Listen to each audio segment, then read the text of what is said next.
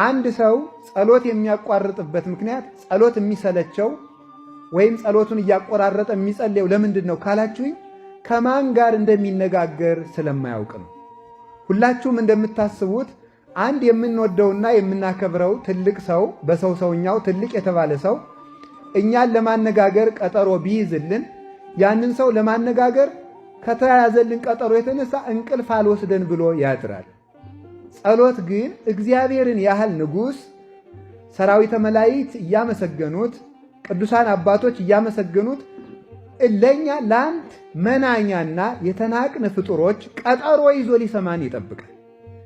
ያንን ንቀን ነው የምንቀረው ማለት ነው። እግዚአብሔር አሁን ለምሳሌ ስንት ቀን ያመላለሰን የአንድ የቀበሌ ጽሕፈት ቤት ኃላፊ ወይም የመዘጋጃ ሰራተኛ ሰኞ ቢገኝልን እንዴት ደስ ይለናል።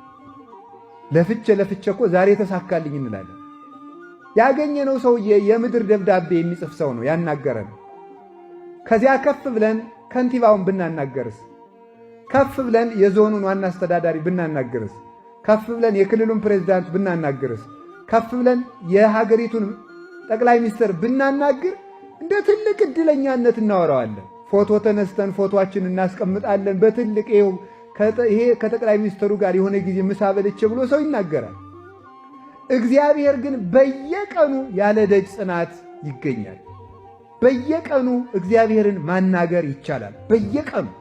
በየቀኑ ብቻ አይደለም፣ በየሰዓቱ የምድር ነገሥታት ጧት አናግረናቸው 6 ሰዓት መልሶ ቢቸግረን ማግኘት አንችልም። ምናልባት እንደገና 40 ቀን ልንጠብቅ እንችላለን። 6 ሰዓት አናግረን 9 ሰዓት ማናገር አንችልም። 9 ሰዓት አናግረን 11 ሰዓት አይደግሙልንም። 11 ሰዓት አናግረን 1 ሰዓት አይደግሙልንም። ሌሊት ቢቸግረን አይደግሙልንም። አናገኛቸውም ሁሉ ብንጠራቸው ሌሊት ከቢሮአቸው ብንሄድ ወንጀለኛ ተብለን ልንታሰርም እንችላለን።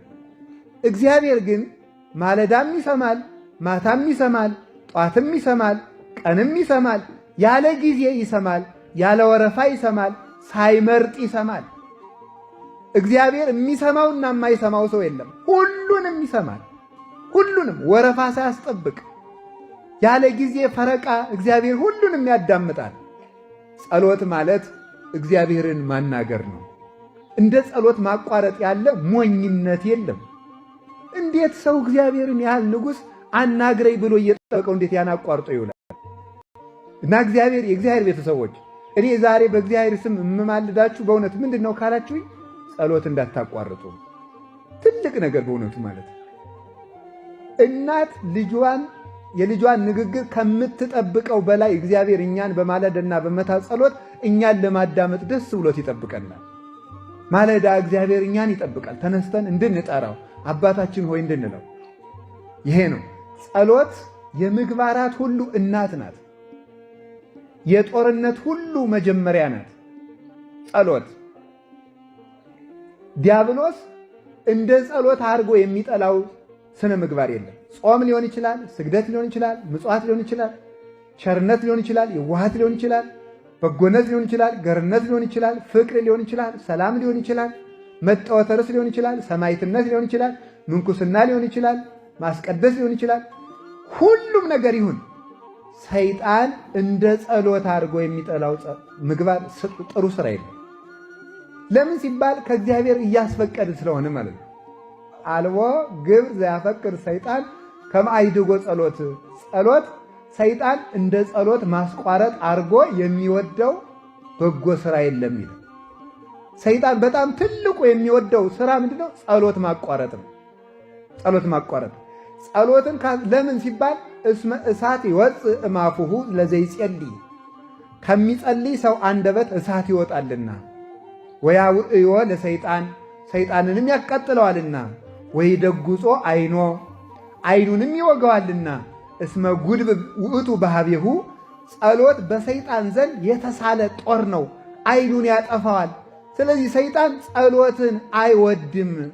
ወበይንተዝ ተመልከቱ ያከብድ፣ ይሄ ቅንድብን አክብዶ እንቅልፍ ያሰኛል። ጸሎቱን ያስቋርጠዋል። የሚያቋርጥበት ልዩ ልዩ መንገዶች ነው ያሉት። አንዳንድ ጊዜ የማንዘልቀውን በጣም ብዙ ጸሎት በማስጀመር ከዚያ በኋላ ሰልችቶ እንድንተወው በማድረግ ሌላ ጊዜ ደግሞ በምንጸልይበት ጊዜ ሐሳባችን ይበትንና ሐሳቤ እየተበታተነ የምጸልየውን ጸሎት እግዚአብሔር አይሰማኝም ብለን ደግሞ እንድናቋርጠው ማድረግ። በጣም እንዴት ያለ ጠቢበኛ እኮ ነው። ሐሳባችን የሚበትነውም እሱ ነው። ሐሳቤ ስለተበተነ እግዚአብሔር አይሰማኝም ብለን ደግሞ እንድናቋርጥም የሚያደርግ ደግሞ እሱ ነው። ሶስተኛ ደግሞ ጸልየህ ምን አመጣህ፣ ጸልየሽ ምን አመጣሽ ብሎ ደግሞ ጸሎት እንድንተው ያደርገናል። ይህን ያህል ጸለይክ፣ እግዚአብሔር እኮ አንተን አይወድህም፣ ጥያቄህን ቢወድህ ኑሮ ይመልስልህ ነበረ ብሎ ደግሞ ጸሎትን እንድናቋርጠው ደግሞ ያደርጋል። ለምንድን ነው ካላችሁኝ፣ ጸሎት የሕይወታችን አጥር ነው፣ የሕይወታችን ደጅ ነው። ደጅ ወይም በር አጥር የሌለው ቤት ለሌባ፣ ለወንበዴ፣ ለኃላፊ፣ ለአግዳሚ ሁሉ የተመቸ ለዘረፋ የተመቸ እንደሆነ ጸሎት ስናቋርጥ አጥር የሌለው ግቢ፣ በር ያልተዘጋለት ቤት እንሆናለን። ሰይጣን እንደፈለገ ከሰው ቤት ገብቶ ጸጋ ለመዝረፍ ይመቸዋል ማለት ነው።